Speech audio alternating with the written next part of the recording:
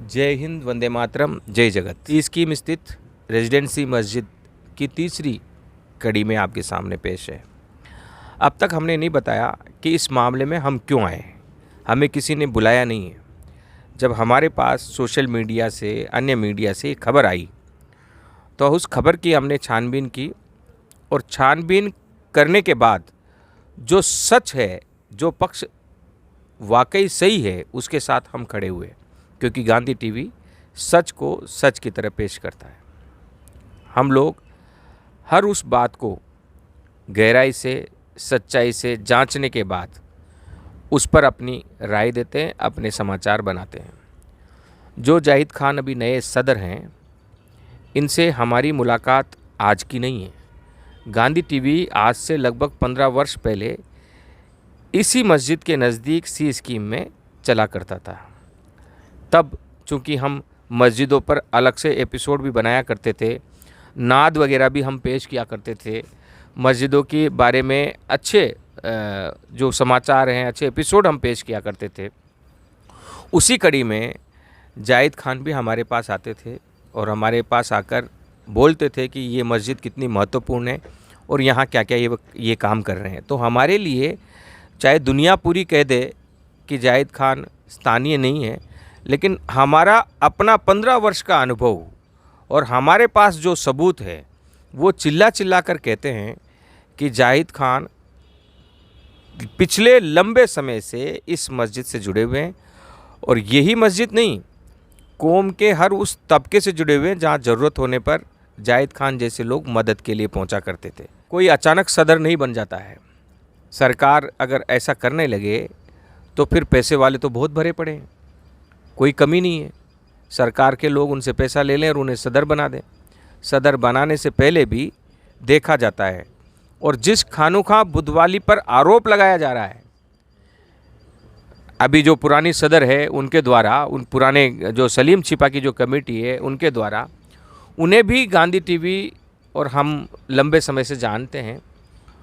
और खानुखा बुधवाली को भी जो पूरे प्रदेश में मुस्लिम वर्ग के जितने भी लोग कांग्रेस पार्टी में काम करते हैं उनमें से छांटा गया है, चुना गया है। वक्फ बोर्ड का चेयरमैन ऐसे ही किसी अनाड़ी को, किसी दागदार व्यक्ति को नहीं बना दिया जाता है। खानुखा बुधवाली के वक्फ बोर्ड के चेयरमैन के रूप में आने के बाद इन्होंने जयपुर में ही MI रोड स्थित वक्फ बोर्ड की संपत्ति से कब्जा खाली करवाया। खाली करवाने के बाद वहाँ के जो इमाम हैं और वहाँ के जो लोकल लोग हैं उनको सौंपा, खुद उसमें कब्जा नहीं किया। और वक्फ बोर्ड की इतनी सारी संपत्तियाँ हैं जयपुर में और पूरे प्रदेश में जिसका कोई धनी धोरी नहीं है। अगर कब्जा करने की नीयत होती तो खानुखा बुधवाली उन ज़मीनों में कब्जा करने जाते जो इससे भी ज़्यादा कीमत की है और जिसका कोई धनी धोरी नहीं है। एक और बात, जो हम ये बात इसलिए कह रहे हैं कि लोगों को पता चले, क्योंकि खबर लोगों को अवगत करने के लिए, लोगों को सच्चाई दिखाने के लिए होती है। 1 वर्ष पूर्व आपको सदर बनाया गया, आप सदर बने। आप सदर बनने के बाद आप वक्फ बोर्ड की भूमि पर आपने मदरसा का निर्माण किया। मदरसा का निर्माण किया आपने स्वयं के पैसे खर्च कर और स्वयं के लाभ के लिए निर्माण किया। तब कुछ लोगों ने विरोध किया। क्यों विरोध हुआ? इसलिए विरोध हुआ कि आप मदरसे के जरिए अपना लाभ कमाने की नीयत से उसको लेकर चल रहे थे, ऐसा लोगों को लगा। इसलिए कई लोगों ने विरोध किया। और उसके बाद विरोध ये नहीं किया कि आप मदरसा बंद कर दो, विरोध ये किया गया कि आप वक्फ बोर्ड की ज़मीन पर खुद का मदरसा बंद बनाओ, सबका बनाओ, सरकार का बनाओ। आप उसको टिल्ट कर रहे हो, आप उसको मोड़ रहे हो, लोगों को आप भरमा रहे हो कि जो नए सदर आए हैं उन्होंने कभी मदरसे का विरोध किया था। मदरसे का विरोध नहीं किया था, उन्होंने मदरसे में आपके कब्जे का विरोध किया था। आप उसे इस तरीके से प्रचारित कर रहे हैं। बहरहाल, हाँ, जाहिद खान हमारे साथ हैं। जाहिद खान साहब से, जो नए सदर हैं, इनसे हम पूछना चाहते हैं, हम नई जिम्मेदारी मिली है, 1 महीना चला गया है। 1 महीना आपको जो आपका जो वर्ष का 12 महीना होता है उनमें से 1 महीना पुराने सदर की अकर्मण्यता के कारण, हठ धर्मिता के कारण चला गया है, काम करने का मौका नहीं मिला है। अब 11 महीने आपके पास बचे हैं। एक तो अब तक जो एपिसोड हुआ उस पर आप क्या कहना चाहते हैं, और आगे 11 महीने में आप क्या क्या आश्वासन देना चाहते हैं आपके कौम के लोगों को, मस्जिद से जुड़े हुए लोगों को, और इसे किस तरीके से आप आगे बढ़ाएंगे? अस्सलाम वालेकुम वरहमतुल्लाहि वबरकातुहू। मैं सिक्किम वासियों को, राजस्थान वासियों को, जयपुर वासियों को ये कहना चाहूँगा कि भूमाफियों का कब्ज़ा होने नहीं जा रहा है। भूमाफियों का कब्ज़ा उस पर हुआ है, और जिनके मुकदमात चल रहे हैं और वो लोग हमारे पे इल्ज़ाम लगा रहे हैं कि साहब हमारे मुकदमात चल रहे हैं, हम कब्ज़ा करने की नीयत से आ रहे हैं। हमने तो ऐसा सोचा भी नहीं है। मैं इन लोगों को ये कहना चाहूँगा कि जो जिस तरह का ये बयानबाजी कर रहे हैं, ये बयानबाजी करके कौम को कोई अच्छा मैसेज नहीं दे रहे हैं। दूसरी बात ये कि साहब हर जुमे के दिन जो स्टूडेंट हैं, जो वहाँ पर लेडीज़ें हैं, उनको ये खड़ा कर देते हैं। वहाँ लेडीज़ों का और स्टूडेंटों का तो यही मकसद है कि साहब मदरसा चल रहा है और चलता रहेगा।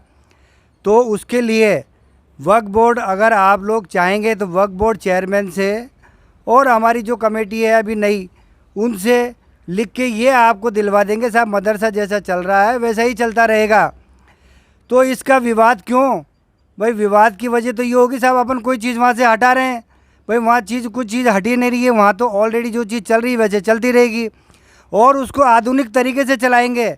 ये बात मैं पहले भी आपको बोल चुका हूँ और अब भी मैं आपको बोल रहा हूँ। क्यों इसको ज़बरदस्ती मुद्दा बना जा रहा है और आवाम को बदनाम किया जा रहा है?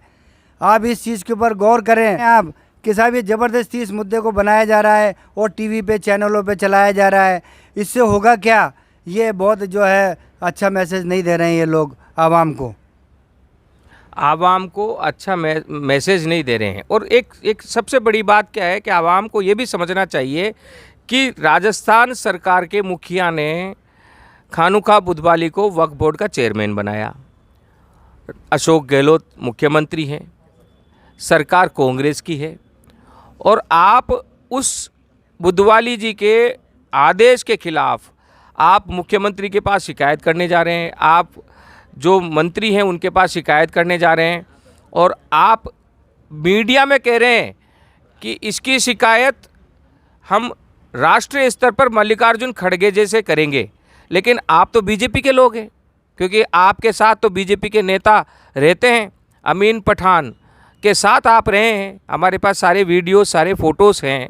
तो आप बीजेपी के पक्ष में खड़े होकर कांग्रेस की सरकार को बदनाम करने के लिए इस कार्य को तो नहीं कर रहे हैं। वो जांच का विषय है और उसको आने वाले एपिसोड में हम क्लियर करेंगे। एक और बात आई है, जो पुराने सदर है सलीम छिपा, उनसे संबंधित एक बिल्डिंग हसनपुरा में है जिसे नगर निगम द्वारा सीज कर दिया गया है, और जो पत्रकार आपके साथ काम कर रहे हैं उनमें से ही कोई पत्रकार उस सीज को खुलवाने के लिए जेडीए के चक्कर लगा रहे हैं। तो भूमाफिया साबित कौन हो रहा है, सच्चाई क्या है वो भी हम दिखाएंगे। उस भवन तक भी जाएंगे और सीज करने वाले उस अधिकारी तक भी जाएंगे कि वर्तमान में क्या सच्चाई है। और लोग आगे बढ़ने की सोचते हैं। हम लोग किसी ज़माने में लाइन वाले फ़ोन पर थे, लाइन वाले फ़ोन से हम मोबाइल फ़ोन पर आए, और मोबाइल फ़ोन से हम स्मार्टफोन पर आए।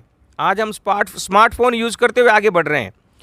तो जब लोग सब आधुनिकता की ओर आगे बढ़ रहे हैं, तो आप क्यों इस मदरसे को आधुनिक नहीं बनाना चाहते?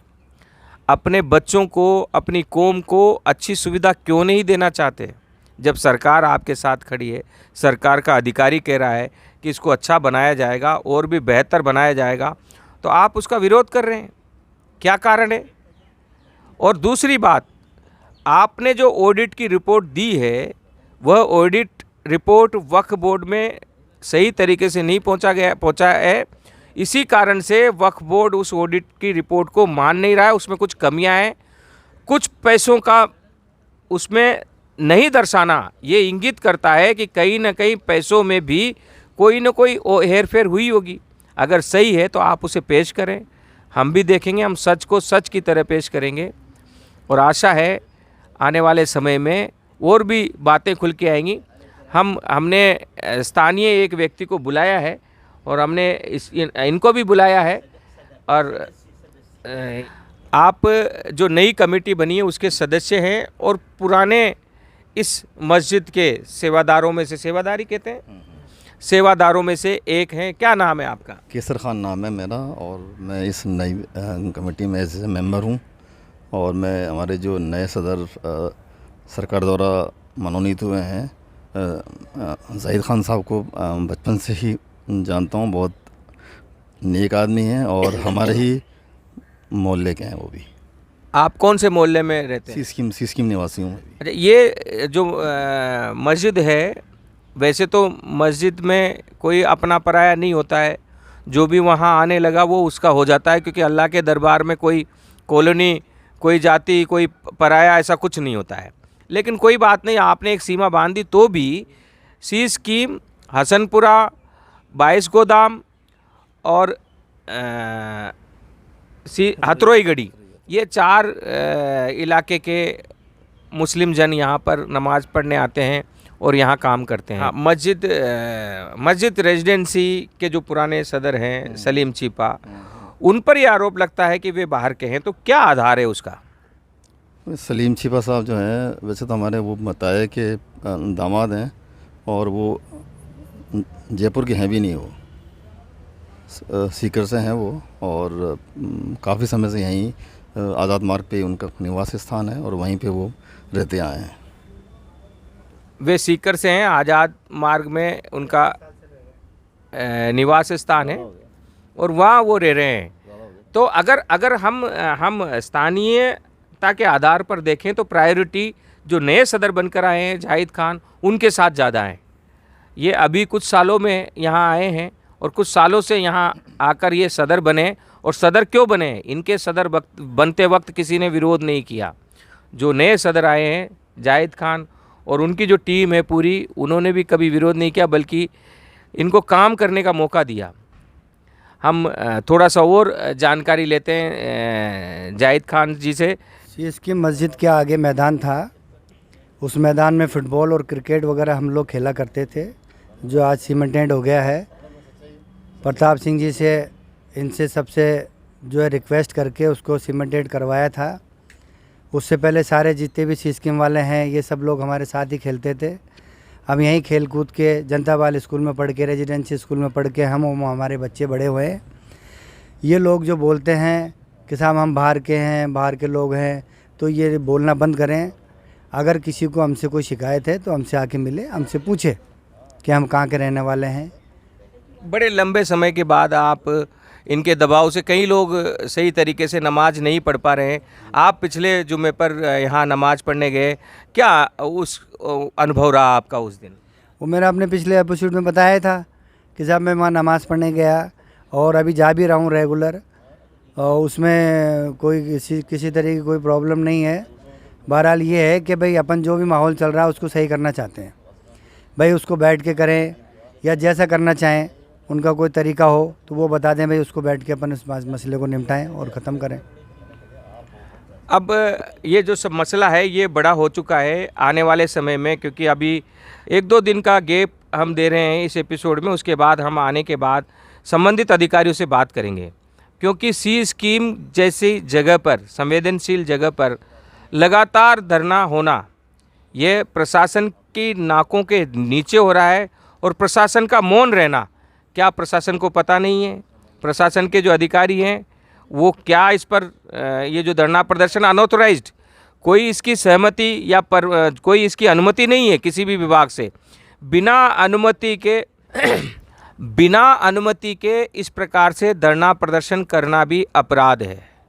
और स्थानीय पुलिस प्रशासन और स्थानीय जो एडमिनिस्ट्रेटिव है, कलेक्ट्रेट है, या उससे ऊपर के जो प्रशासन है, उन्होंने क्या इस पर अब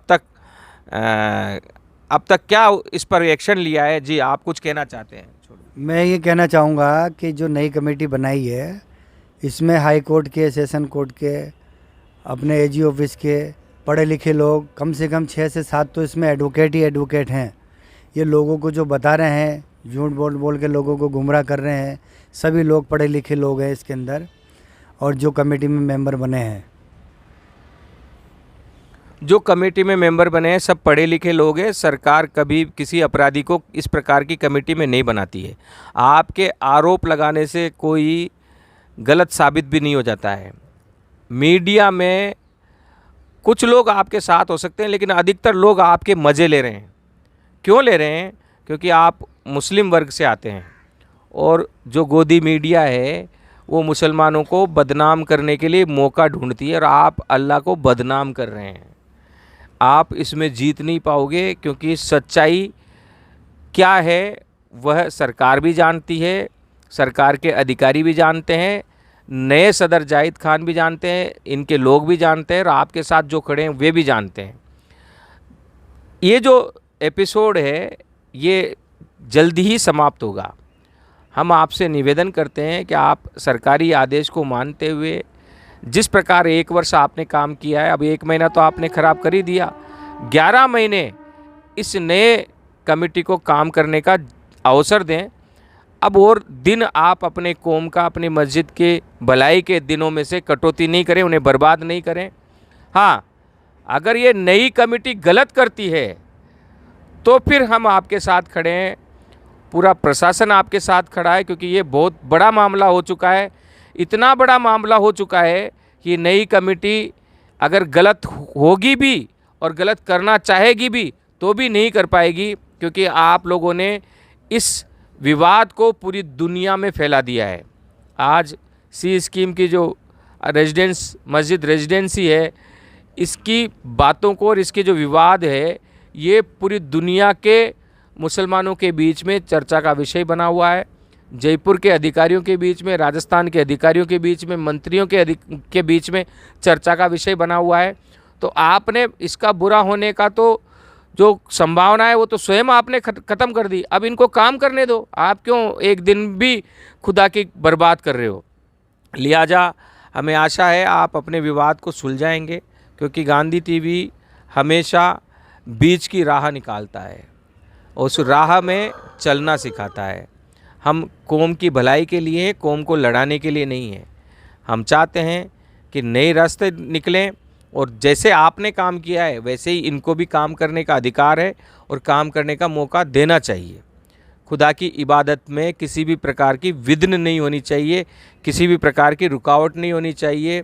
और जो महिला शक्ति पर्दे के पीछे रहने के लिए लिखी गई है किताबों में, उन्हें उसी प्रकार पर्दे के पीछे रखना चाहिए, उन्हें नुमाइश का साधन नहीं बनाना चाहिए।